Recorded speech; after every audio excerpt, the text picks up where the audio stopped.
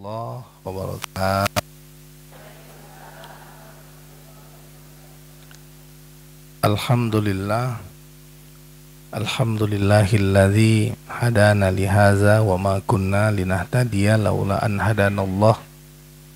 Asyhadu an la ilaha illallah wahdahu la syarikalah wa asyhadu anna Muhammadan abduhu wa rasuluhu la nabiyya ba'd.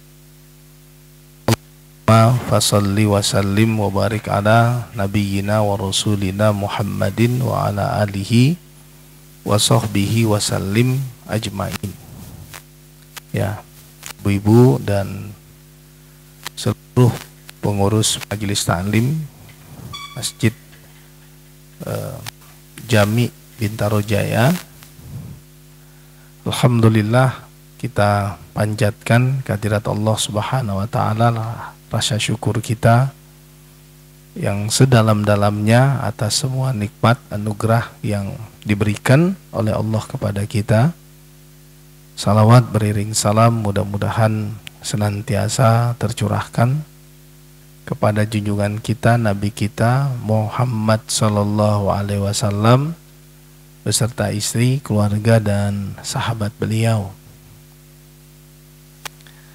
Saya diminta untuk ngisi kajian pada pagi hari ini, dan kita akan membahas tentang indahnya persaudaraan ya di dalam Islam. Tes cek ya, indahnya persaudaraan di dalam Islam. Nah, persaudaraan yang paling tinggi itu adalah persaudaraan di dalam Islam. Ya Bu, persaudaraan yang paling tinggi itu adalah persaudaraan di dalam Islam. Nah, hubungan persaudaraan apa disebut dengan ukhuwah al-islamiyah itu ada kaitannya dengan nilai ketakwaan. Ya, ada kaitannya dengan nilai ketakwaan. Artinya kalau setiap muslim ini berusaha menyatu satu sama lain, itu sebetulnya bukti bahwa salah satu bukti bahwa dia adalah orang bertakwa. Ya. Dan hubungan silaturahim itu merupakan hubungan yang paling tinggi. Ukhuwah Islamiyah itu adalah hubungan yang paling tinggi. Ada namanya ukhuwah basyariyah. Ukhuwah basyariyah itu hubungan kemanusiaan. Ya, kita dengan semua manusia di muka bumi ini terikat dengan ukhuwah basyariyah. Ya, ukhuwah basyariyah. Nah, kita dengan non-muslim yang ada di Indonesia, kita terikat dengan ukhuwah watoniyah, saudara kebangsaan. Di ruang lingkupnya adalah saudara kebangsaan. Kalau tadi dengan seluruh manusia di muka bumi ini ukhuwah basyariyah. Ya. Tapi ada yang namanya ukhuwah Islamiyah. Ukhuwah Islamiyah mau suku apapun, bangsa apapun, begitu dia muslim, maka dia bersaudara. Saya baru pulang haji. Ya, baru kira-kira 10 hari apa 2 minggu gitu ya. Nah, kalau di musim umroh atau haji sama sebetulnya, tapi kalau haji itu lebih dahsyat. Bagaimana orang datang dari berbeda suku, berbeda bangsa, negara, berbeda kulit, berbeda bahasa, gitu ya. Tapi cara ibadahnya sama. Ini kan luar biasa. Coba cari agama manapun, tapi ketika disatukan dia, umatnya disatukan, cara ibadahnya sama, cari. Kiblatnya sama. Coba. Hanya masjid di muka bumi ini semua masjid menghadap ke kiblat. Coba, itu persaudaraan yang sangat kuat. Nabinya sama, ya kan? Tawafnya sama di Ka'bah. Doa-doanya sama. Sholatnya maghrib, isya, subuh, zuhur, asar, rokaatnya sama. Bacaan setiap rokaatnya Al-Fatihah sama. Di setiap rokaat kedua tahiyat sama. Di setiap rokaat terakhir salam sama. Coba, ini ukhuwah yang paling tinggi. Jadi Tuhan yang sama, Nabi yang sama, kiblat yang sama, bahkan tujuan. Jadi gini Bapak Ibu, coba kalau ibu duduk di Mekah sana, lihat gitu ya, orang yang sedang hilir mudik di sana, macam-macam semua aktivitas mereka. Apalagi kalau sudah azan, mereka kemudian semua menuju ke Masjidil Haram gitu ya. Itu semua di sininya sama. Ada alam barzah, ada akhirat, ada pertanggungjawaban amal. Ini suku yang beda tadi, suku yang beda, bangsa yang beda, kulit yang beda, bahasa yang beda.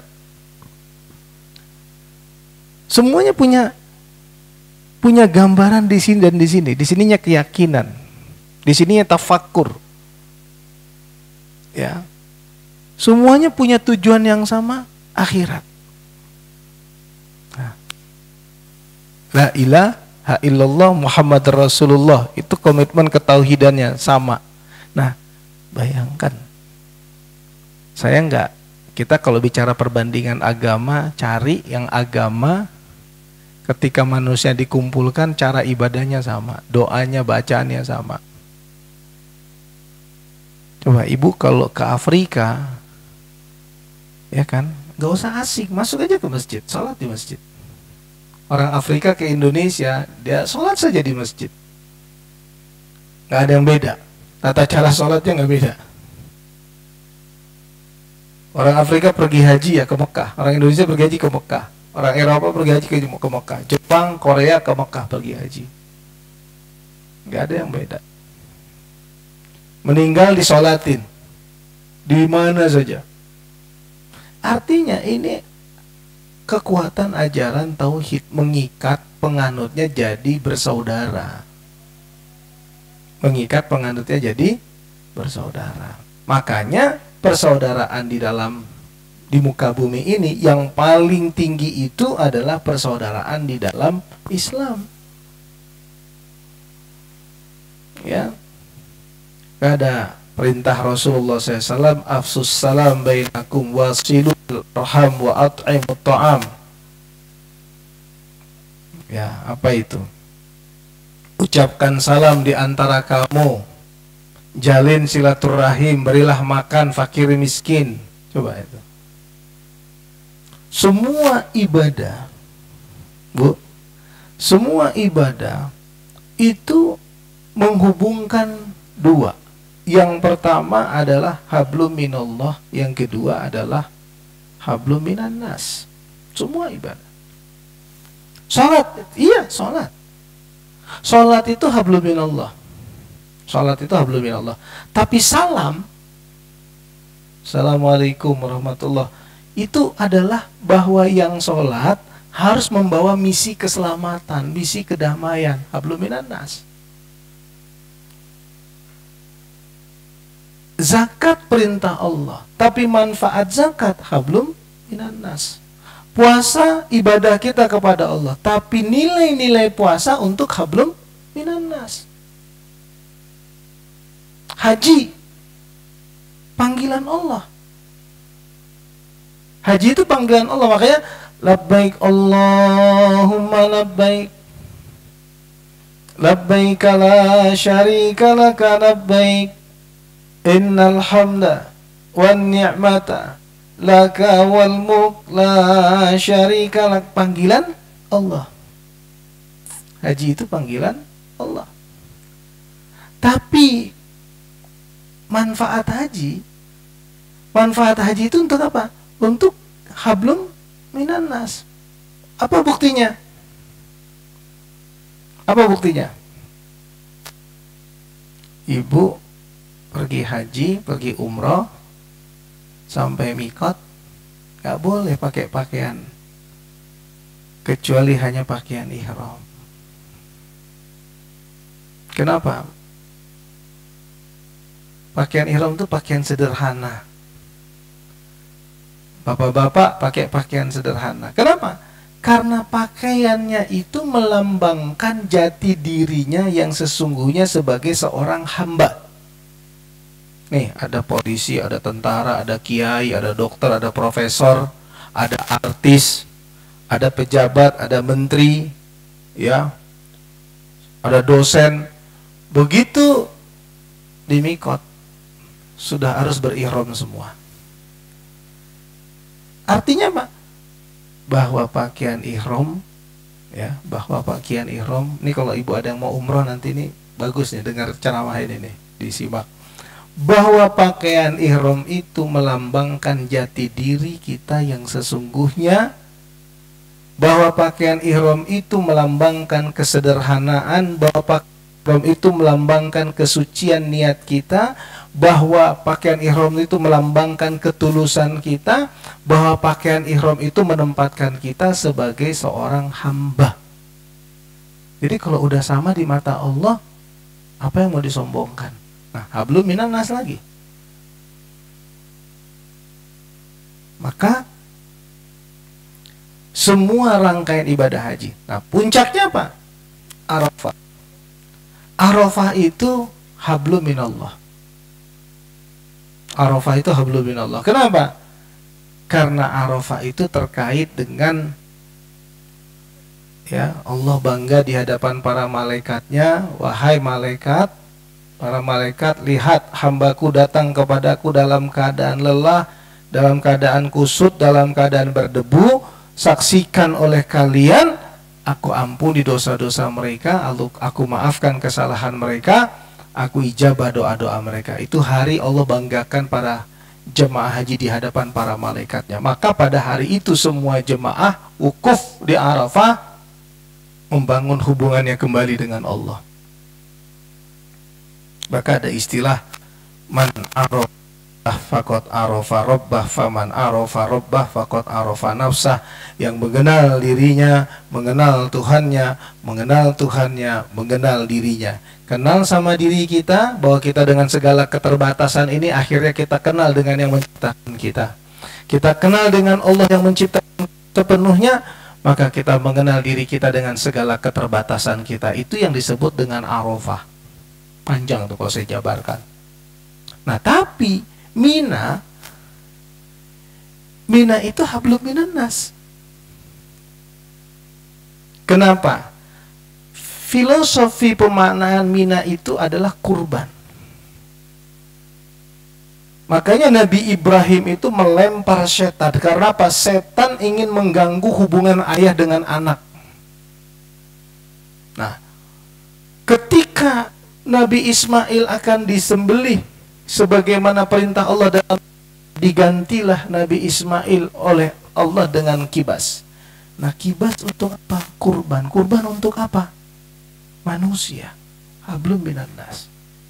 Maka mabit di Mina, bermalam di Mina itu hablum minan nas. Bertoleransi, ya, dengan segala keterbatasan, kasurnya kecil, ya, tendanya padat, makannya antri, kamar mandinya antri, ya, pernah kan?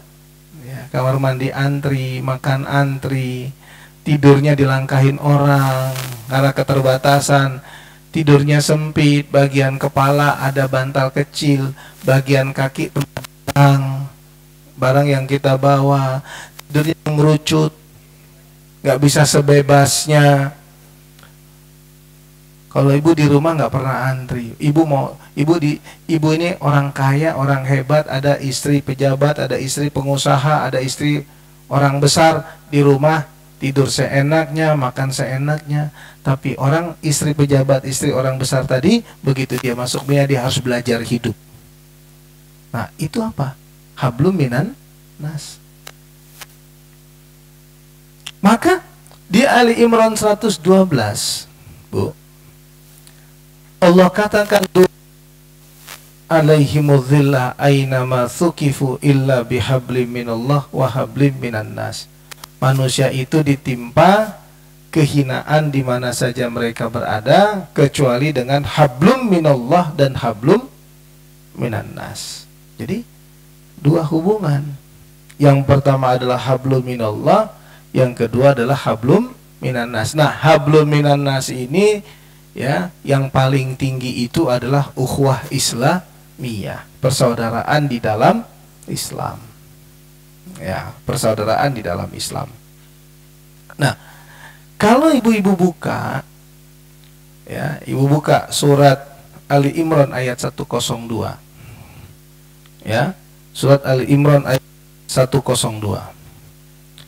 Nah, kalau kita buka Ali Imran ayat 102, ya ayyuhalladzina amanu, ya ayyuhalladzina amanu ittaqullaha haqqa tuqatih wa la tamutunna illa wa antum muslimun. Wahai orang-orang yang beriman, bertakwalah kamu kepada Allah dengan sebenar-benar takwa, dan jangan kamu mati kecuali kamu mati dalam keadaan takwa. Jelas? Ada perintah bertakwa kepada Allah. Tapi di ayat yang mengiringi perintah takwa itu apa? Wa'tasimu bihablillahi jami'an wa la tafarraqu. Wadhkuru ni'matallahi 'alaikum idh kuntum a'da'an fa'allafa baina qulubikum fa asbahtum bi ni'matihi ikhwana.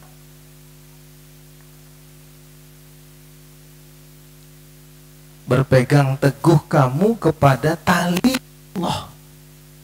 Itu ikatan yang paling kuat. Yang membuat kita bersaudara itu tali Allah tadi yang saya katakan. Tuhan sama, Nabi sama, Qur'annya sama, kiblatnya sama. Itu udah paling kuat. Pegang teguh itu, persaudaraan di dalam Islam itu. Berpegang teguh kamu kepada tali Allah. Itu pegangan ikatan yang paling kuat. Wa'tasimu bihablillahi jami'an wa la tafarraqu. Jangan kamu bercerai-berai. Wa la tafarraqu. Jadi makanya kenapa orang yang memutus silaturahim berdosa? Karena perintah Allah itu menjalin silaturahim. Maka memutus silaturahim itu berdosa.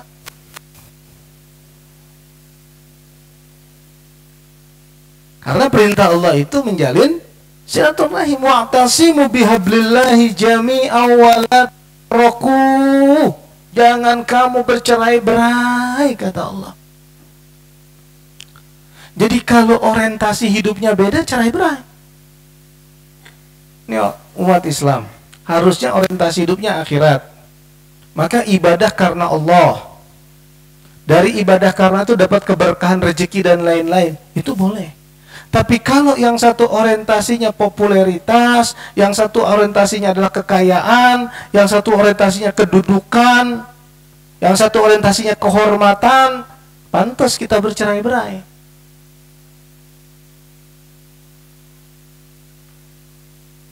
Pantas. Jadi gak usah kaget kalau sekarang orang Islam itu bercerai-berai. Kenapa orientasi hidupnya berbeda satu sama lain? Padahal kita diminta orientasi hidup kita samakan, visi misi kita samakan. Visi kita adalah akhirat, maka misi kita berjuang untuk akhirat. mau pedagang, mau dokter, mau politisi, mau menteri, mau pejabat, mau siapapun, dia berjuang itu sebetulnya untuk akhirat. Nah, itu artinya disatukan harusnya dengan kekuatan itu.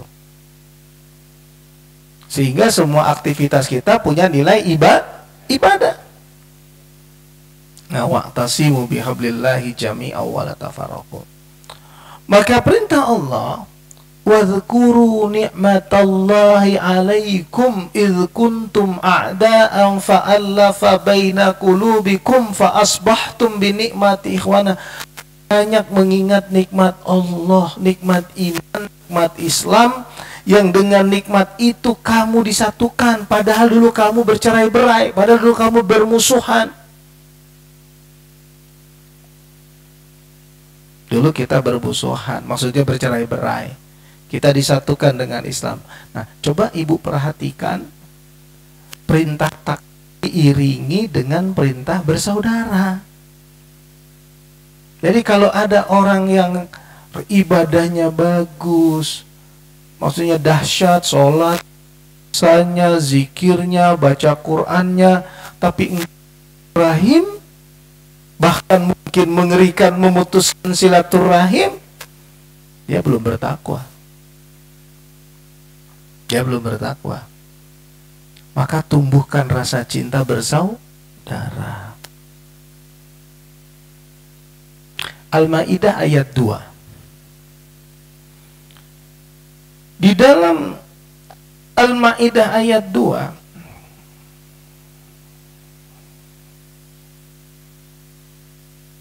wa ta'awanu 'alal birri wat taqwa. Ya, wa ta'awanu 'alal birri wat taqwa. Saling tolong menolonglah kamu di dalam kebaikan dan ketakwaan. Wa ta'awanu 'alal birri wat taqwa. Wa la ta'awanu 'alal itsmi wal udwan. Jangan kamu bersekutu untuk melakukan perbuatan dosa dan permusuhan. Tolong menolong, ya, tolong menolong dalam kebaikan dan ketakwaan. Jangan tolong menolong dalam perbuatan dosa dan permusuhan. Tuh, perhatikan ayat berikutnya. Wattaqullah. Bertakwalah kamu kepada Allah, innallaha syadidul iqab. Lagi-lagi perintah bersaudara diiringi dengan perintah takwa. Jadi Bu ya, jadi kalau udah merasa ibadahnya baik, sholatnya baik, rajin puasa, rajin ke pengajian, rajin berzikir, nah, jangan pelit, jangan sombong, jangan merasa paling benar, jangan sepele sama orang lain, jangan suka nyakitin orang lain. Nah, itu maksudnya. Nah, jadi kalau kita sudah melakukan ibadah yang terkait dengan hablum minallah, maka sempurnakanlah ibadah itu dengan hablum minannas. Ya, masih ingat kan? Saya sering sampaikan dulu, ada seorang sahabat yang dikatakan oleh Rasulullah begini, kau tahu nggak orang yang bangkrut? Tahu ya Rasulullah, orang yang habis hartanya. Bukan, kata Rasulullah. Ya, tapi orang yang rajin sholat, rajin puasa, rajin ibadah, nanti di akhirat dia bawa pahala sholatnya, dia bawa pahala puasanya, dia bawa pahala mungkin termasuk mungkin pahala hajinya. Artinya dia bawa tuh maksudnya gini, saya misalnya perasaan saya udah banyak pahala saya, haji, puasa, sholat, zikir, baca Quran. Begitu nanti di akhirat saya lihat, loh mana pahala-pahala sholat saya, mana kok nggak ada? Pahala haji saya mana kok nggak ada? Pahala zikir saya, baca Quran saya, puasa saya mana kok nggak ada? Ternyata udah ditransfer Allah ke orang yang pernah saya gibah, ke orang yang pernah saya fitnah, ke orang yang pernah saya sakitin. Begitu saya buka lagi rekening saya, buku laporan saya, masuk dosa-dosa mereka masuk ke saya. Andaikan itu ibu, dosa saya, pahala saya masuk ke ibu, dosa ibu-ibu ini ke saya semua. Kredit, dosa. Debetnya apa? Yang ditarik apa? Pahala. Pahala haji udah nggak ada, pahala ibu nggak ada, pahala sholat udah nggak ada. Diambil sama orang yang kita gibah, kita gunjing, kita fitnah, kita sakiti, kita adu domba. Nah, kata Rasulullah, itulah yang muflih. Itulah yang bangkrut. Jadi jangan GR dulu. Rajin puasa Senin Kamis GR. Rajin zikir, katanya kalau zikir sampai pagi GR. Rajin, aku rajin umroh, setahun bisa 2-3 kali GR. Rajin puasa, aku Senin Kamis aku nggak tinggal GR. Udah dia rasa udah banyak pahalanya. Tapi dia ternyata masih suka memfitnah, bergunjing, ya kan, nyeritain aib orang, sombong, merasa dirinya paling benar. Udah habis itu pahala orang, pahala dia buat orang, dosa orang buat dia itu. Makanya yang disebut silaturahim itu, ingat filosofi dari silaturahim itu terkait dengan maknanya. Silah adalah hubungan, rahim adalah kasih sayang. Maka silaturahim adalah hubungan kasih sayang. Kalau kita menjalin hubungan kasih sayang, berarti kita harus menjaga hak-hak saudara kita. Ya, hakul muslim alal muslim situn. Hak orang Islam terhadap orang Islam 6. Iza laqitahu fasallim alaihi. Kalau bertemu saudara muslim itu ucapkan salam. Ya kan? Ini muslim, Rasulnya mengajarkan akhlak yang mulia. Diajak senyum nggak mau senyum. Ya kan? Iza laqitahu fasallim alaihi, ucapkan salam sambil senyuman. Assalamualaikum. Waalaikumsalam. Assalamualaikum. Kan inti dari salam itu adalah doa. Cari. Mana ada saling mendoakan pada agama lain itu dengan keberkat assalamualaikum. Waalaikumsalam warahmatullahi wabarakatuh. Waalaikum.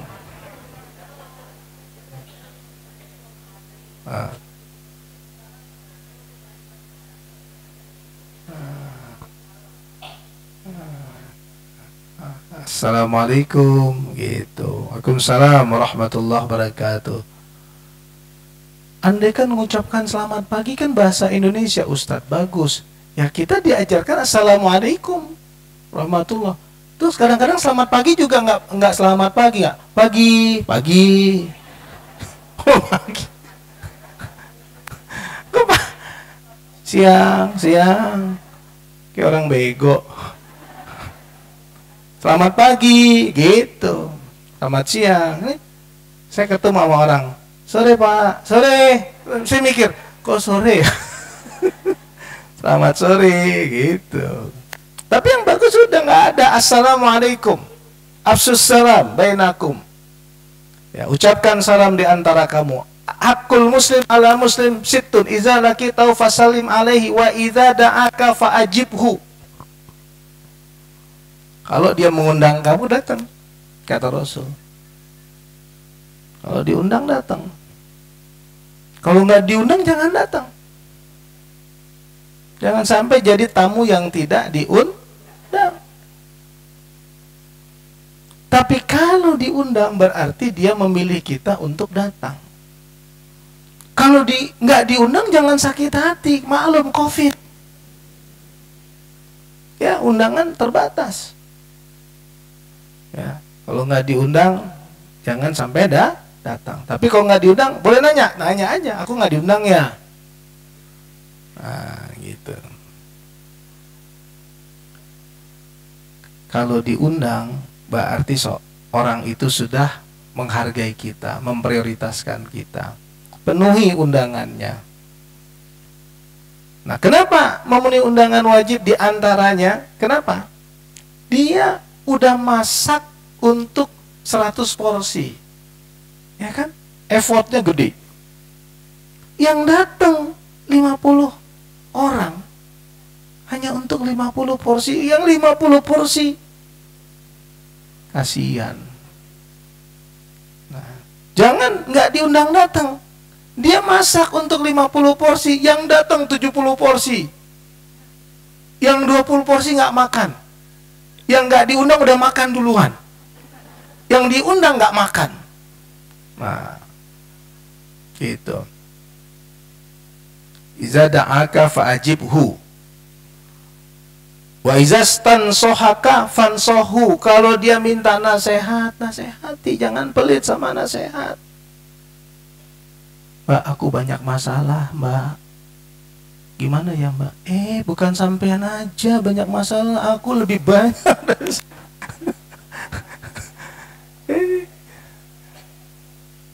Ustadz, masalah saya nggak selesai-selesai, Ustadz. Ibu, masalah saya jauh nggak selesai. Itu jadi Ustadz itu harus udah siap dengan segala konsekuensi. Jangan orang mau curhat, dia pula yang mau curhat sama orang itu. Ustadz, saya punya masalah, Ustadz. Masalah apa, Bu? Iya, gini, Ustadz. Saya mikirkan anak saya kok ribet banget urusannya ya. Susah dikasih nasihat. Oh gitu ya, Bu? Iya. Ya biasalah, Bu. Kita ini hidup nggak lepas dari masalah, Bu. Setiap kita punya masalah. Saya, Bu, tuh uang kuliah anak saya, ya Allah. Bu, ini uang kuliah, Bu. Dia mau curhat, kita yang curhat sama dia. Akhirnya ibu itu yang nggak tega sama kita. Kebalik. Ibu itu nyampaikan 1 masalah, si Ustadz nyampaikan 7 masalah.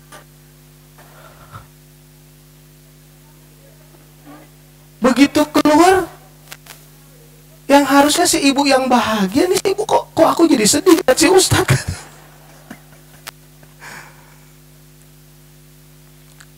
Ijastan sohaka fansohu. Kalau dia minta nasihat, kasih nasihat. Iza lakitahu fasallim alaihi wa iza da'aka fa'ajibhu wa iza stansohaka fansohu. Ya. Wa iza atisha fahamidallahu fasamithu. Kalau dia bersin, dia mengucapkan alhamdulillah, katakan yarhamukallah. Ada orang bersin, saya misalnya, alhamdulillah, sebelah, bau amat. Kalau bersin ditutup. Itu dulu sebenarnya. Begitu saya bilang alhamdulillah, yarhamukallah, gitu kan, baru Pak, ditutup ya Pak, gitu. Ditutup yang sopan dikit, gitu. Ini kalau ada orang bersin, dia mengucapkan alhamdulillah. Kenapa dia alhamdulillah? Karena penyakitnya keluar. Maka ibu katakan, semoga Allah merahmati kamu. Iya. Wa iza marido fa'udhu. Kalau dia sakit, datang, lihat. Kecuali COVID. Ya, kalau dia sakit, datang, lihat, jenguk, bawakan buah tangan. Ya, bawakan sesuatu sebagai buah tangan kita, doa. Tuh. Ini hak muslim dengan muslim. Ya. Sakit apa? Iya, ini kata dokter kayaknya masalah di paru-paru belum selesai. Ada flek. Oh, ada fotonya. Oh, tetangga saya kayak gini matinya cuma 3 hari setelah sakit. Mati 3 hari aja dia sakit kayak gini, mati dia.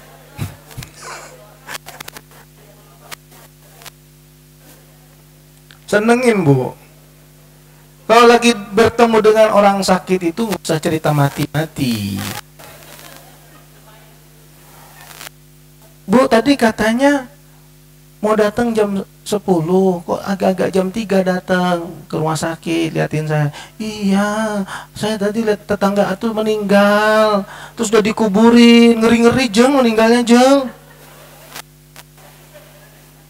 Nah, nggak usah kalau ketemu orang sakit tuh cerita kesehatan, kebahagiaan. Apa kabar Bu? Sehat? Sehat alhamdulillah. Bu, di masjid banyak yang doain Ibu kemarin. Alhamdulillah. Doain apa? Doain mati. Doain sehat, doain panjang umur. Doain dimudahkan urusan. Itu. Doakan murah rezeki. Wa iza mata fatba'hu, kalau dia meninggal, ya, datang ke rumahnya, takziah, ya, takziah, ya, kalau bisa ke kuburan, ke makam, ya. Nah itu hak muslim dengan muslim. Indah nggak ajaran Islam itu? Indah. Ini kalau orang Islam ini mau menjalankan ajaran Islamnya, dahsyat ini. Ya, dahsyat banget. Ya, nilai-nilai kemanusiaan itu banyak dijalankan oleh orang Jepang. Benar, toleransi, menghargai orang. Kalau orang ada kesulitan, dia ringan tangan membantu. Nah, itu Jepang. Budaya antri, budaya menghargai orang, budaya mendahului orang lain. Tuh. Kemarin di haji aja lagi antri makan, ada yang nyelak-nyelak antrian. Padahal lagi di Arafah. Susah orang Indonesia ini. Di Mina, padahal lagi momen ibadah haji, nyelak-nyelak antrian. Itu gimana hajinya itu? Jadi kalau kita bicara mabrur, nah, Rasulullah SAW ditanya tentang mabrur. Apa itu haji mabrur? Dijawab oleh Rasulullah terkait dengan hajinya tadi hablum minallah, mabrurnya itu hablum minan nas. Rasulullah, it'amut ta'am wa tibul kalam. Tanda kemabruran itu memberi makan fakir miskin. Wa tibul kalam, berkata dengan perkataan yang baik. Berkata dengan perkataan yang baik. Dan tadi filosofi dari pelajaran semua ibadah termasuk haji. Kalau ibadah sholat sama. Waktu sujud itu filosofinya apa? Nggak boleh jadi orang sombong. Cium tanah itu, tempat kamu kembali. Dari tanah kau diciptakan, ke tanah kau dikembalikan. Jangan berjalan di muka bumi dengan sombong. Puasa, lapar, merasakan penderitaan. Dengan lapar kita tahu peduli terhadap fakir miskin yang berhari-hari, berminggu-minggu nggak makan. Zakat, hajatan kemanusiaan. Ya, sama, ibadah haji juga begitu. Ya, mabrurnya itu it'amut ta'am wa tibul kalam. Kasih makan orang miskin dan berkatalah dengan perkataan yang baik. Dan nggak boleh sombong. Yang merusak hablum minan nas apa, Bu? Yang merusak hablum minan nas apa? Sombong. Sikap kita aja bisa buat orang sakit hati. Assalamualaikum. Waalaikumsalam. Waalaikumsalam. Tapi itu bikin orang sakit hati. Assalamualaikum. Salam. Yang satu senyum ngucapin salam. Wajahnya itu kok nggak indah gitu ya. Saya pernah sampaikan sama ibu, man kana yu'minu billahi wal yawmil akhir fala yu'zi jarahu. Barang siapa yang beriman kepada Allah dan hari akhirat, jangan sakiti tetangganya.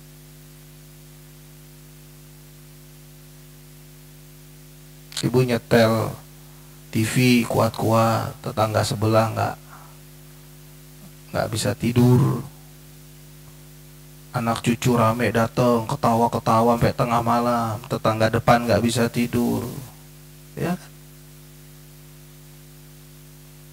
Atau cucu ibu main bola depan jalan rumah orang, depan rumah orang, orangnya nggak bisa tidur, nah, ya kan? Atau renovasi rumah nggak izin sama tetangga, akibat renovasi rumah kita berdampak debu dan lain-lain ke rumah dia. Saya pernah itu, rumah saya itu tetangga sebelah renovasi, rumah saya nggak pernah bocor jadi bocor besar. Nah, saya datang, tapi non muslim, tapi akhirnya jadi teman. Pertama pindah begitu, saya datengin, ya saya ajarin, kesantunan, harusnya izin kalau mau renov rumah. Lihat ruang apa yang berada di tetangga kita tuh, ruang apakah, dapurnya kah, kamarnya kah. Nah, izin dulu kalau berdampak, kalau nanti ada apa-apa saya perbaiki, gitu tetangga. Nah, fala yu'zi jarhu, man kana yu'minu billahi wal yawmil akhir fala yu'zi jarhu. Man kana yu'minu billahi wal yawmil akhir falyukrim daifahu. Coba, kalau beriman sama Allah dan akhirat, hormati tamu kita. Mau tamu Kristen, tamu Buddha, pokoknya dia datang ke rumah kita, dia tamu kita, hormati tamu kita, sayangi tamu kita, penuhi haknya. Dia bertamu, siapin minuman, siapin makanan. Minum apa? Kalau tanya, jangan udah tahu umur 67, batuk-batuk dikasih es. Dari datang sampai pulang batuk dikasih es, dibuat lagi, Pak kurang Pak, ini ada satu teko lagi Pak. Nah, tamu nggak enak juga bilang saya nggak bisa minum es, disodorin es, makanannya gorengan berminyak. Wah, sakratul maut di situ dia itu. Gitu Bu, tanya, makanya tuan rumah itu yang baik minum apa, gitu. Nah, kalau kita tuan rumah minum apa? Nah, kalau kita tuan rumah, ya, nah, terserah tamunya jawab apa. Tapi kalau kita tamu ditanya tuan rumah minum apa Bu? Nah, jawabannya apa adanya. Nah, jangan adanya apa. Nah. Itu kebalik kata aja udah berubah arti tuh. Kalau apa adanya tuh masih sopan. Apa adanya Bu, gitu ya. Adanya apa?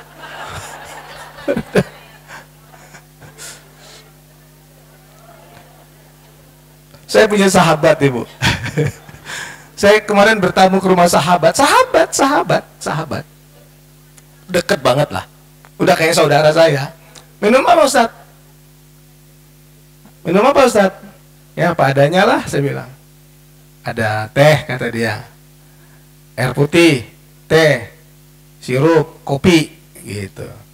Saya tes, kopi susu ada, berubah muka. Karena susu dia nggak sebut kan, susu kan dia nggak sebut. Adanya apa adanya, saya bilang. Oh ya Ustaz, air putih, teh, kopi, atau sirup. Saya diem, kopi susu, aduh dia berubah. Apalagi nggak kenal. Nah, jadi apa adanya, gitu. Ya udah, teh nggak apa-apa, nggak apa-apa. Tambah tahu goreng ya, gitu. Bisa, nggak usah gitu-gitu amat lah. Ya, jadi apa adanya sama adanya apa sudah beda. Gitu Bu. Man kana yu'minu billahi wal yawmil akhir falyaqul khairan awil yasmut. Barang siapa yang beriman kepada Allah dan hari akhirat, hendaklah berkata baik. Kalau tidak bisa berkata baik, lebih baik diam. Nah, sejalan nggak sama Haji Mabrur? Haji Mabrur Kata Rasulullah SAW, it'amut ta'am watibul kalam, memberi makan fakir miskin, watibul kalam, berkata dengan perkataan yang baik. Jadi kalau haji, pulang haji ketus-ketus, judes, jutek, berarti nggak mabrur, karena mabrur itu adalah tibul kalam. Jadi harus makin santun tuh katanya, sikapnya makin santun. Nah, kemudian Rasulullah SAW mengatakan, la yu'minu ahadukum hatta yuhibba li akhihi ma yuhibbu li nafsihi. Enggak beriman seseorang di antara kamu sehingga dia menyintai saudaranya sebagaimana dia menyintai dirinya. Kita suka ngasih baju yang kita udah bener-bener gak mau pakai karena udah jelek. Terus baju itu kita donasikan kepada orang, kita aja gak mau pakai lagi karena udah gak pantas. Ya. Batiknya udah kucel, warnanya sudah hilang, ya kan? Dulu disetrika biar kelihatan cakep, kita kasih sama orang. Orang juga punya mata kali, dilihat ini batik warnanya udah kayak gini. Nah, kasih sesuatu yang kita sukai. Itu dahsyat tuh kalau ibu menyukai jilbab yang ibu suka, kasih sama orang, bagus.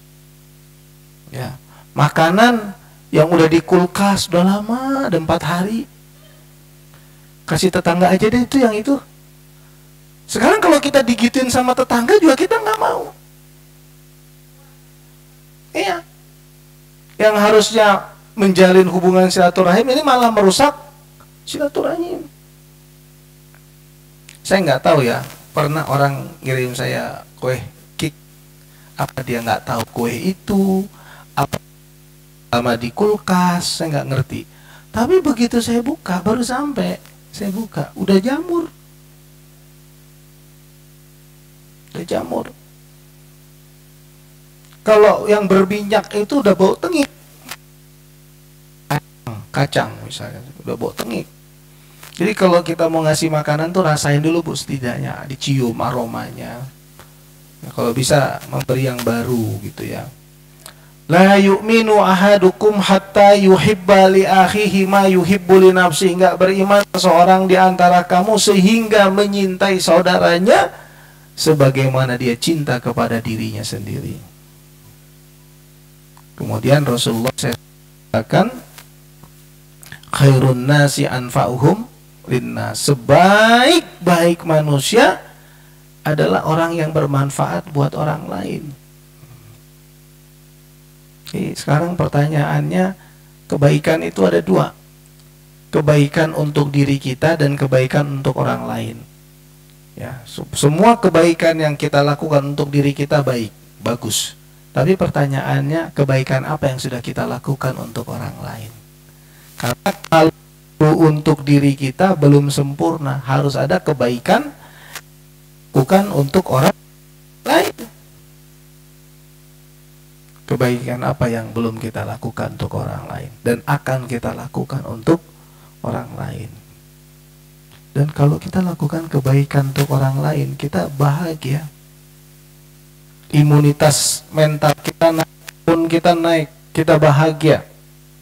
Nah, lakukan kebaikan untuk orang lain.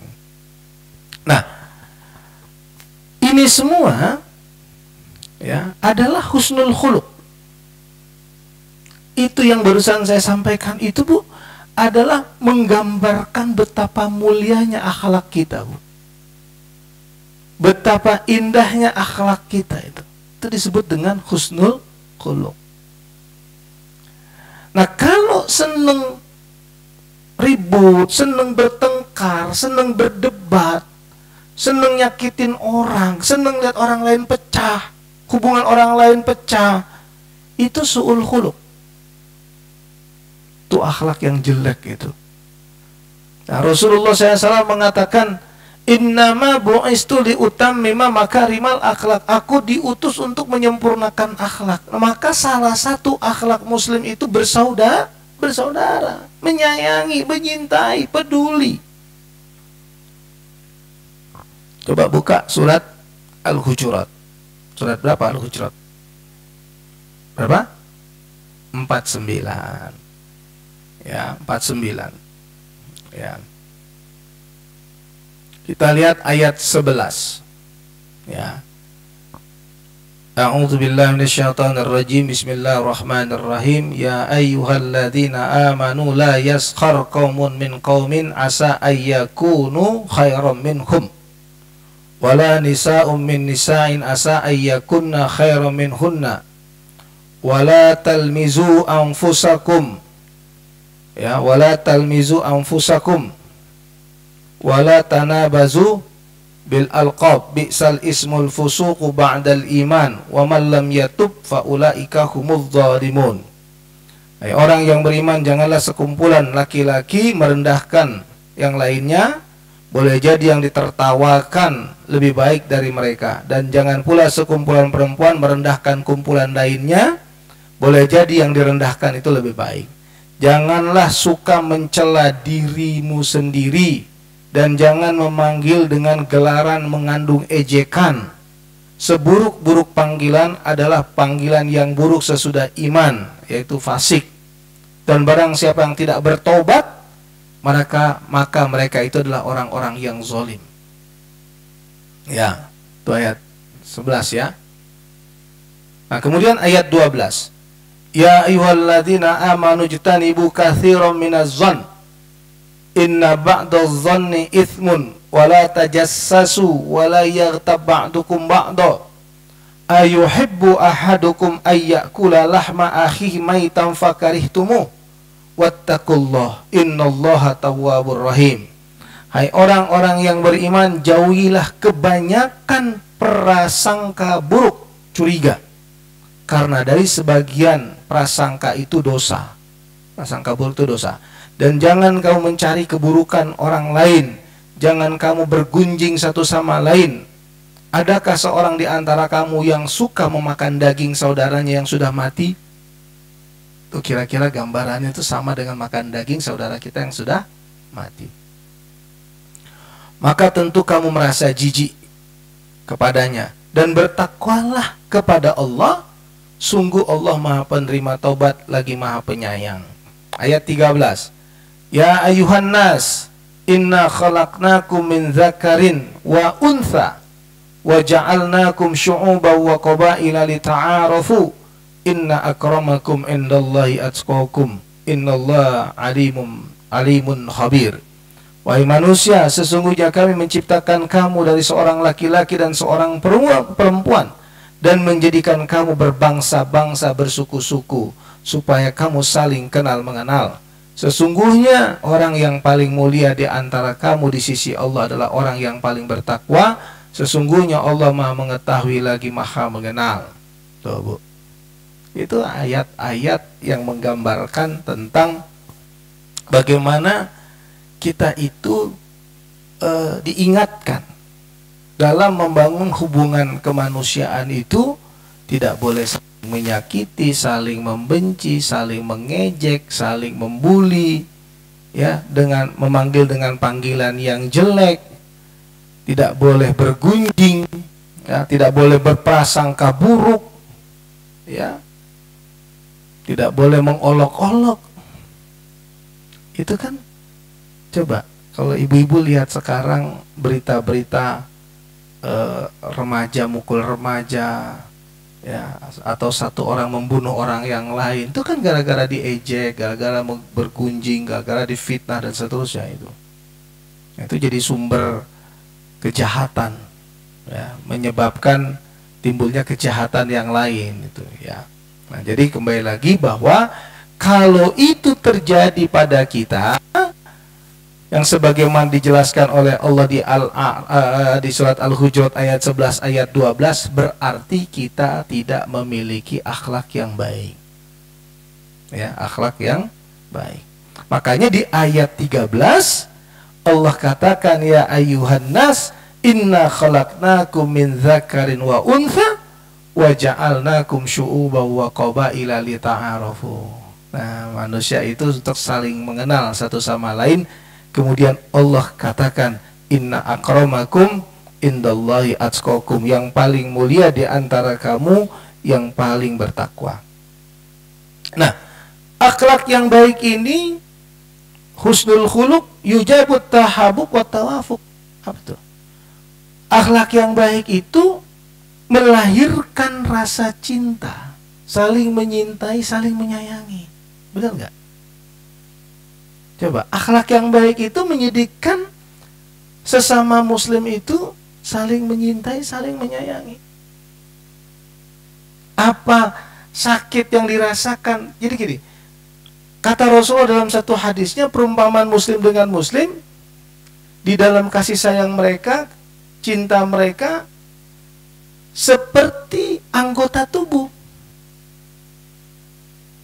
Idza ishtaka minhu udhun tada'a sa'irul jasadi bis-sahri wal humma. Jadi kalau kita ini dalam persaudaraan itu seperti anggota tubuh. Kalau sakit satu anggota tubuh kita, yang lain ikut sakit. Saya kemarin mual. Begitu mual pusing. Ya kan? Begitu pusing, mual, nggak bisa tidur. Asam lambung naik. Ya kan? Sakit gigi, pusing, mual. Ya enggak? Apalagi sakit apa lagi, Bu? Tadi udah gigi. Oh, nggak ada gigi, ibu nggak ada gigi, ibu nggak ada gigi, berarti nggak sakit. Nggak ada giginya katanya. Ya, jadi anggota apa? Muslim dengan muslim itu seperti anggota tubuh kita. Kalau sakit satu anggota tubuh, semua merasakan sakit. Ya kan? Sakit satu anggota tubuh, semua merasakan sakit. Gitulah, kalau menderita saudara muslim kita, itu adalah penderitaan kita. Sakit saudara muslim kita, itu adalah sakit kita. Ya, maka tidak boleh menyakiti saudara muslim. Penuhi haknya tadi. Su'ul khuluq. Nah, kalau tadi kan husnul khuluq tuh. Kalau husnul khuluq itu menimbulkan saling menyayangi, saling menyintai. Kalau su'ul khuluq yuthmarut tabaghut wa tadabur. Apa itu? Su'ul khuluq itu menimbulkan kebencian dan permusuhan. Saya punya sahabat. Suatu ketika saya bersahabat dengan sahabat saya yang lain. Nah, kemudian sahabat pertama memprovokasi saya untuk tidak bersahabat dengan sahabat yang kedua. Padahal dia belum tentu kenal sama sahabat kedua. Itu bagian dari su'ul khuluq. Akhlak yang jelek. Ya. Kita memutus silaturahim, akhlak kita jelek. Apalagi memutuskan orang lain bersilaturahim. Seorang laki-laki menikahi seorang perempuan. Ya kan? Tapi si laki-laki ini memutus silaturahim istrinya dengan ibunya atau istrinya dengan bapaknya. Gak boleh. Atau si perempuan memutuskan si laki-laki hubungan silaturahim dengan orang tuanya. Itu gak boleh. Itu su'ul khuluq. Akhlak yang jelek. Nah, kebaikan akhlak ini utama. Kenapa? Ini banyak dalam hadis. Tadi yang saya sudah sebutkan beberapa hadisnya. Banyak dalam hadis. Bahkan juga Rasulullah SAW mengatakan, "Ma min syai'in athqal fi mizadil mu'min yaumal qiyamah min khuluqin hasan." Timbangan yang paling berat nanti di hari kiamat. Timbangan yang paling berat di hari kiamat nanti itu adalah akhlak yang mulia. Jadi Bu Ida tadi tanya saya, "Ustadz, kenapa saya diminta oleh suami saya dalam mimpi sahabat saya kembali bekerja dengan pekerjaan sosial?" Karena salah satu tempat kembali yang baik bekalnya adalah kerja amal soleh, kerja kehidupan sosial kita.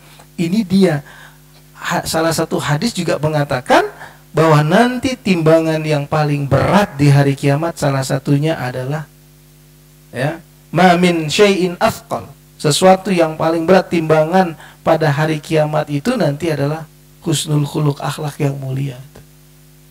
Jadi berakhlaklah Bu dengan akhlak yang mulia itu.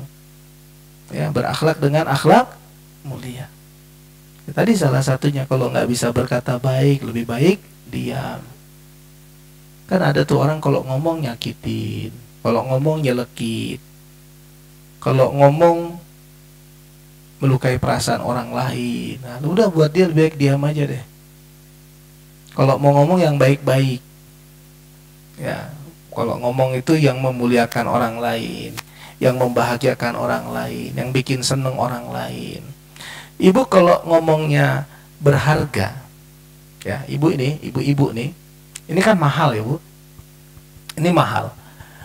Karena setiap yang keluar dari lisan ibu berharga, ngomong suka baik, ngomong suka memuliakan orang, ngomong lembut, ngomong bener, ngomong berkualitas. Itu yang saya sebut tuh Quran.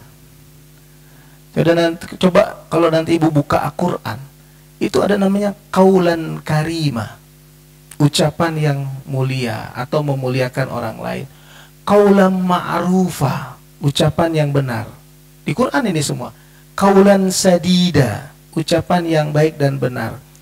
Kaulan layyina, ucapan yang lembut. Kaulan baligha, ucapan yang berkualitas.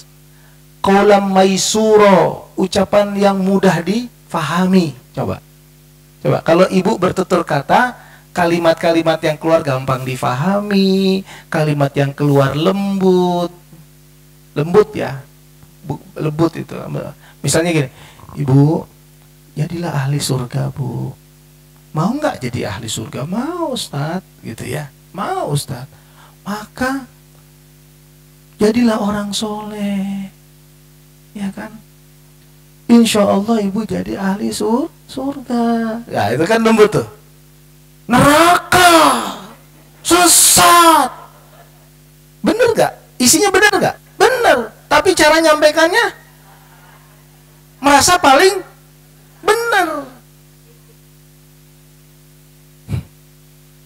Nggak boleh, haram itu.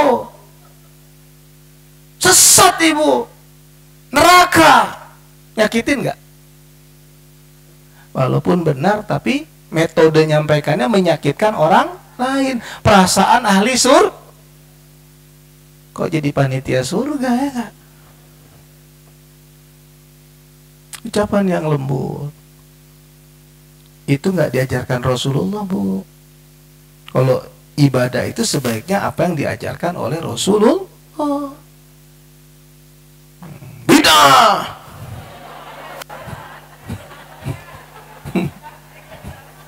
Dengar.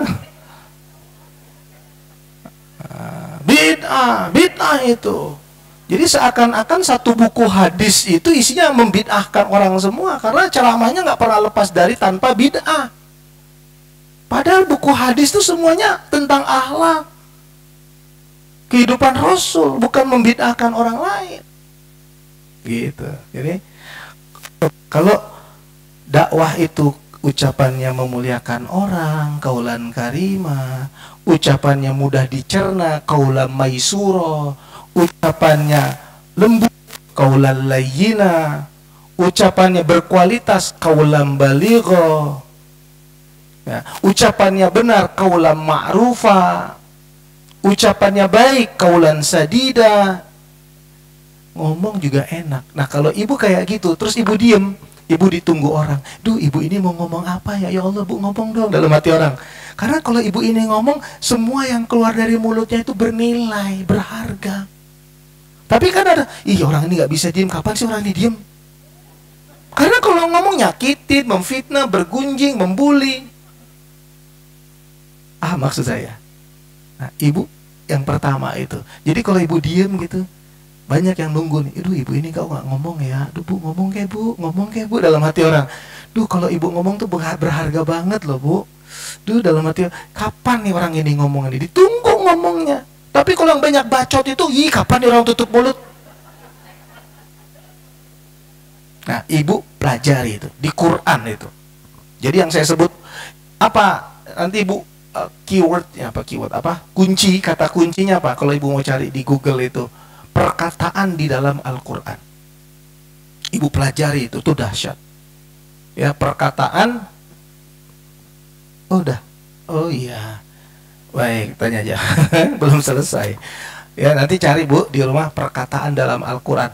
Maka ibu ketemu kaulan karima, kaulan ma'rufa, kaulan saidida, kaulan maisura, kaulan layyina, kaulan baligha.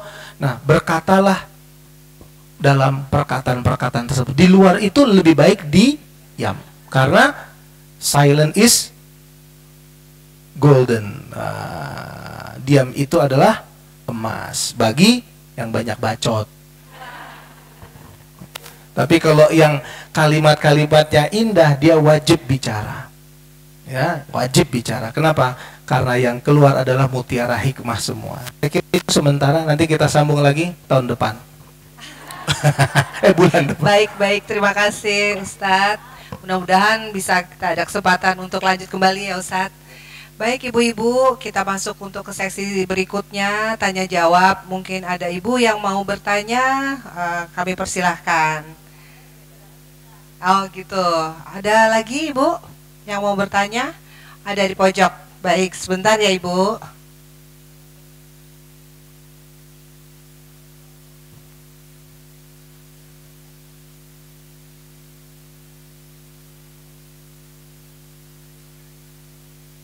Yang mana ya? Bu, yang mau tanya?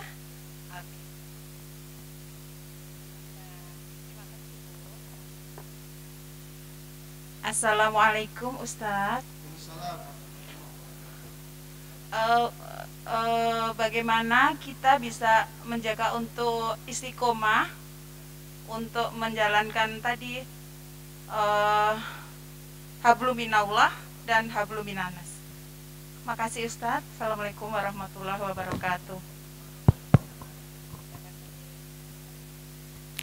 Bagaimana menjalankan hablum minallah dan hablum minannas?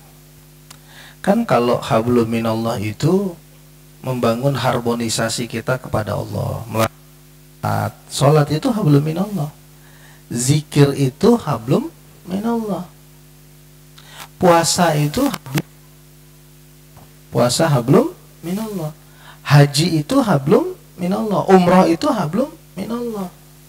Tuh kan, maka istilahnya itu kesalehan individual istilahnya. Jadi kalau ibu rajin sholat, ibu rajin puasa, rajin zikir, nah itu namanya kesalehan individual. Nah tapi di situ kesalehan individual tadi ada nilai-nilai dari kesalehan individual yang harusnya berpengaruh terhadap kesalehan sosial. Ya, harusnya berpengaruh terhadap kesalehan sosial. Nah, hablum minannas tadi yang saya sampaikan. Cara ibu berumah tangga ya, dengan suami, dengan anak, itu yang terdekat. Anak dengan orang tua, suami terhadap, perlakuan suami terhadap istri, perlakuan istri terhadap suami, perlakuan anak terhadap orang tua. Nah, keluar dari situ tetangga kiri kanan. Tetangga jangan lupa. Yang paling dekat itu tetangga, Bu. Karena begitu nanti ada apa-apa dengan kita, nomor satu yang tahu itu tetangga kita. Tetangga. Makanya jangan sakiti tetangga, karena nomor satu tetangga kita yang tahu. Saya coba melihat di kompleks saya ya, ada kematian.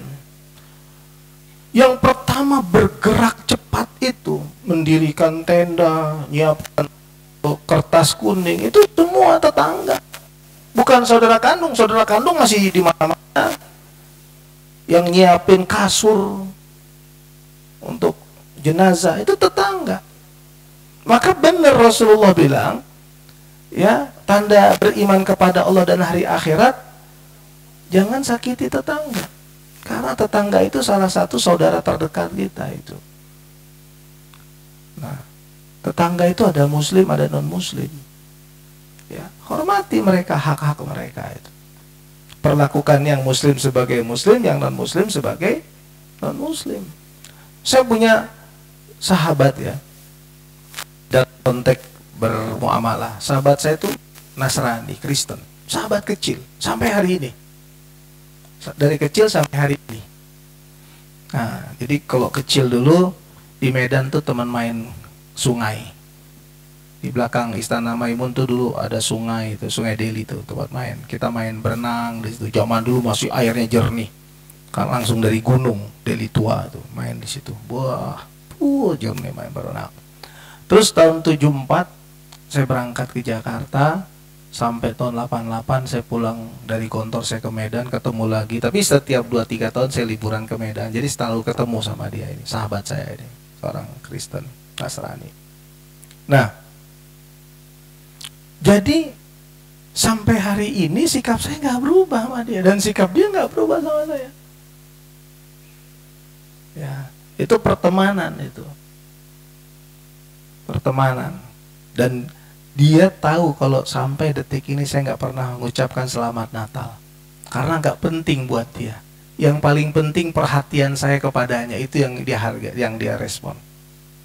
Dia nggak pernah nuntut. Sama seperti saya juga nggak nuntut juga mengucapkan Idul Fitri. Mau ucapkan silakan, nggak ucapkan nggak ada masalah. Yang penting pertemanan, persaudaraan, perhatian. Dia susah kita bantu. Dan dia pindah ke Jakarta. Dan dia di Jakarta, dia istrinya meninggal, pindah ke Jakarta, ke Bekasi, jadi security, jadi satpam di Bekasi. Telepon-teleponan, ketawa-ketawa. Ya maaf ya, bukan saya ini apa, dia ada kesulitan saya bantu. Dia non muslim, dia Kristen. Tapi dia sahabat saya. Nah, perlakukan dia sebagai sahabat non-muslim yang dia punya hak perhatian sebagai sahabat. Tuh, di Medan itu tetangga saya di Medan satu lagi tuh perempuan Cina. Tapi dari tahun 60-an sudah rumahnya bertetangga. Kalau keluarga saya sakit, keluarga dari bapak sakit, dia telepon, dia WA, "Bang, Wak sakit." "Oh ya, tapi saya udah kasih uang untuk berobat," katanya. "Ya udah, minta nomor rekening." "Nggak apa-apa lah Bang," katanya. "Nggak usah," katanya. Udah kayak saudara. Ya, tetangga. Nah, itu non muslim. Rasulullah tuh mengajarkan begitulah kita terhadap saudara kita. Makanya kenapa ada yang Yahudi Nasrani bersyahadat, karena akhlak Rasulullah. Kita dengan non muslim aja harus perlakukan seperti apa, lagi dengan saudara muslim. Gitu. Itu muamalah tuh, Bu. Nah, satu yang paling sering merusak persaudaraan dan persahabatan, sifat sombong. Sifat sombong itu menyakitkan orang lain. Ya. Nah, kalau ibu tinggal gini, Bu. Ada hadis Nabi begini. Rasulullah mengatakan, "Man ahabba ayyubsatalahu fi rizkihi wa yunsa'alahu fi asarihi falyasil rahimahu."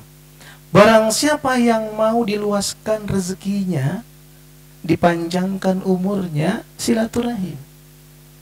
Coba, kalau nggak suka silaturahim, nggak kebuka pintu rezeki.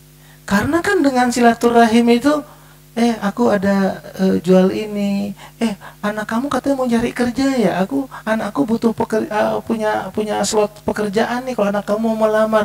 Itu kan semua karena interaksi. Maka orang silaturahim itu rajin. Kalau dia rajin, terbuka pintu rezeki karena silaturahim. Nah, kalau malas silaturahim, gak kebuka pintu rezeki. Terus kalau silaturahim panjang umur. Kenapa? Saya kemarin ke pengajian setelah COVID. Alhamdulillah ya Allah, bisa offline, bukan offline, bisa offline. Bisa offline. peluk-pelukan bisa offline. Iya ya, kita bisa offline ya, offline. Peluk-pelukan. Nggak enak juga selama ini online ya, online nggak bisa online, peluk-pelukan, offline sama online. Guru, ternyata silaturahim itu membahagiakan. Makanya silaturahim imunitasnya naik, imunnya naik. Bahagia jadi semangat, imunnya naik, bahagianya naik, sehat. Kalau sehat insya Allah panjang. Tuh. Bu, saya tadi maaf ya, karena yang kontak saya pertama Bu Ida tadi tuh. Saya lihat Bu Ida 80 tahun loh. Masih ngaji, kulit masih ketat tuh. Tangannya tadi kan kalau ngobrol, iya Ustadz, gini Ustadz tuh ketat. Saya perhatiin kulit, 80 tahun kulit masih begini. Ada 50 tahun kulit keriput. Kenapa enggak silaturahim? Bener. Coba deh, ibu kan tinggal di satu tempat ya. Ibu, tempat tinggal ibu deh. Perhatikan di tempat tinggal ibu yang nggak suka silaturahim pasti ada. Perhatikan yang di rumah sendiri pasti cepet tua, sakit, cepet mati. Bener lah. Kan hadis Nabi bilang silaturahim memperpanjang umur. Jadi kalau nggak mau silaturahim cepet mati. Cepat mati. Kalau udah tahu ini rajin-rajin silaturahim. Silaturahim itu jangan cuma datang nyenengin orang. Nggak bisa bawa apa-apa nih aku, bawa senyum aja, bawa senyum. Ya, alhamdulillah cantik-cantik, gampang senyum. Udah jelek nggak mau senyum. Ustadz, saya senyum Ustadz. Iya, saya pakai masker, maka nggak kelihatan senyum saya. Kelihatan dari mata ibu-ibu senyum kok. Gitu. Alhamdulillah udah tua. Ya kan, ibu-ibu yang udah umur 60-an, udah tua. Masih cantik. Pikiran masih segar. Nggak ada yang pikun. Kenapa? Karena masih silaturahim, masih ngaji. Kadang-kadang dia udah pegang tongkat, saya keluar dari pengajian, pegang, saya mau keluar, Ustadz selfie dulu, dia pakai kamera dia. Bayangin, dulu 70 tahun pikun, 75 pikun, sekarang 75 ngajak Ustadz selfie. Makanya sehat. Pokoknya kalau masih mau selfie panjang umur aja. Sehat. Ibu mau apa? Anaknya nanya. Ibu mau jalan-jalan? Enggak. Ibu mau dibawain makan apa? Enggak usah. Ibu mah udah cukup lah apa yang ada. Ibu ke masjid ngaji? Udahlah di rumah aja. Nah, itu tandanya udah semakin dekat.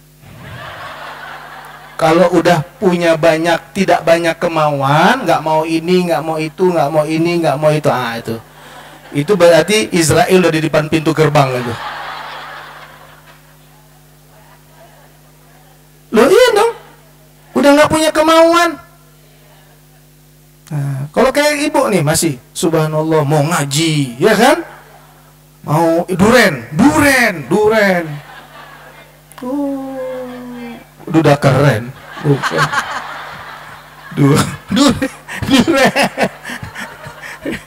Duren bukan udah keren. Bukan saya ngomong, duren. Mau makan, mau, kalau masih mau ini, mau itu, mau jalan, diajak ke Singapura, mau jalan ke Bandung, ayo, silaturahim, ayo, sehat. Bener, Bu, aku beliin baju, udahlah, udah cukup, mama udah punya banyak baju. Yaudah jalan-jalan ya Bu, kita makan di situ dekat mall tuh ada makanan, udahlah nak, nggak usah, mama yang ini aja udah cukup. Ibu, atau mau dibawa? Nggak usah nak. Udah besok datang lah itu. Udah nggak punya kemauan, datang lah itu. Pemisah, pemutus segala kenikmatan di dunia. Maka tetap Tetap semangat. Nah terakhir, ingat yang saya bilang pernah apa? Kiai saya di Gontor bilang gini, anak-anak hidup sekali, hiduplah yang berarti. Coba, apa? Nggak usah pakai anak-anak. Hidup. Itu dulu saya waktu santri. Waktu saya jadi santri, Bu. Ada. Hidup sekali, hiduplah. Ayo, 1, 2, 3. Cakep nggak? Berani hidup, tidak takut mati. Tuh, hidup sekali, hiduplah. Berani hidup, tidak takut. Takut mati, jangan hidup.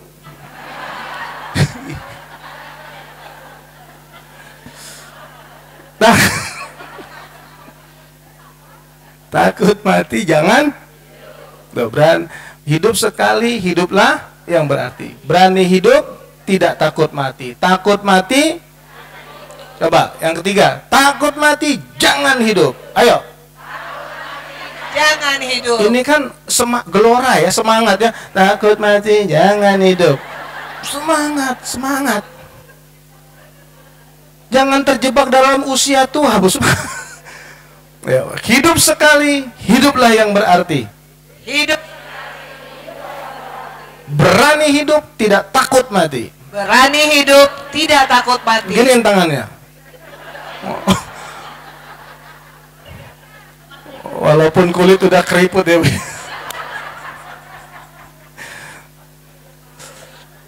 Takut mati, jangan hidup. Takut mati, jangan hidup. Gitu. Takut hidup, mati saja.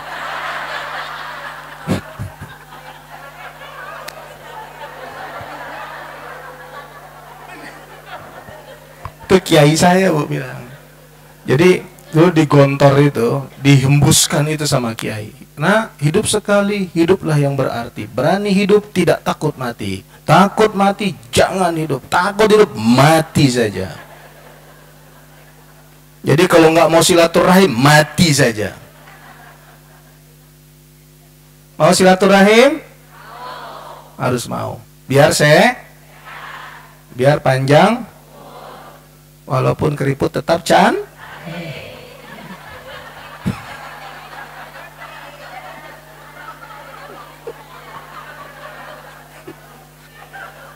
Nah, itu aja ya. Itu ya, Bu. Baik. Ya, sehat-sehat semua. Assalamualaikum warahmatullahi wabarakatuh. Waalaikumsalam. Semangat, tetap silaturahmi. Datang terus ke pengajian kita MTMJBJ. Amin. Baik Ustadz, untuk menutupi acara hari ini bisa tolong dibantu untuk kita melakukan doa. Silakan Ustadz. Ya, kita doa. Yang sakit mudah-mudahan disehatkan oleh Allah. Amin. Yang bersedih dibahagiakan oleh Allah. Mungkin ada anak atau cucu atau saudara yang masih tersesat, mudah-mudahan diberi petunjuk hidayah oleh Allah. Yang belum soleh disolehkan oleh Allah. Yang sedang ujian disukseskan oleh Allah. Yang sedang mencari jodoh dimudahkan jodohnya oleh Allah. Yang dalam kekurangan dicukupkan rezekinya oleh Allah. Yang mengalami kesulitan dimudahkan semua urusannya oleh Allah ya. Yang merasa hina, mudah-mudahan Allah angkat derajatnya menjadi mulia ya. Semoga kita selalu dirahmati dan diberkahi oleh Allah hidup kita. Al-Fatihah.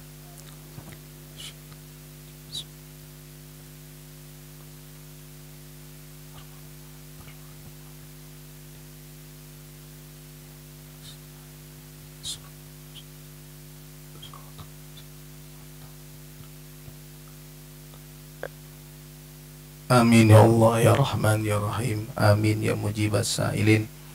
Askinna wa ahlana fi jannatika jannatan na'im. Da'wahum fiha subhanakallahumma wa tahiyatum fiha salam. Wa akhiru da'wahum alhamdulillahi rabbil alamin. Sekian dari saya. Walafu minkum. Mohon maaf lahir batin. Sehat-sehat buat semua. Kalau ada yang mau umroh, brosurnya ada di sini ya Bu. Saya insya Allah Desember umroh bersama saya. Ya, sekian. Assalamualaikum warahmatullahi wabarakatuh. Waalaikumsalam warahmatullahi wabarakatuh. Terima kasih Ustadz.